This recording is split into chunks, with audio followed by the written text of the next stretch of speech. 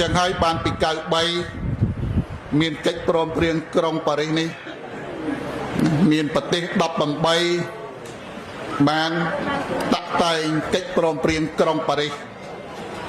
សម្រាប់ឲ្យកម្ពុជានឹងប្រកាន់យករបបប្រជាធិបតេយ្យប្រជាពលរដ្ឋអ្នក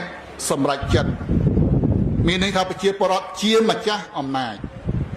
ចឹងសូមឲ្យប្រជាពលរដ្ឋត្រូវធ្វើខ្លួន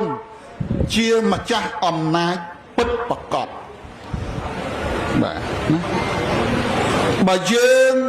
ពលរដ្ឋមិនទាន់រៀបចំខ្លួនឲ្យទៅជាម្ចាស់អំណាចពិតប្រាកដពេលនោះយើងនៅតែមានការលំបាកបាទឥឡូវយើងមើលប្រទេសប្រជាធិបតេយ្យផ្សេងយ៉ាងម៉េចគឺអ្នកនយោបាយត្រូវរត់តាមប្រជាពលរដ្ឋណាទាំងអាមេរិកអូស្ត្រាលីជប៉ុនក្តី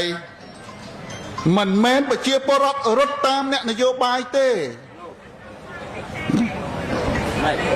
ឲ្យតែអ្នកដឹកនាំដើរផ្ទុយមិនបំរើផលប្រយោជន៍ជាតិពលរដ្ឋ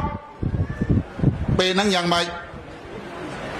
ពលរដ្ឋគេមានវិធានការបាទគេនឹងដោះដូរបោះឆ្នោតតម្លាក់អីយ៉ាងម៉េច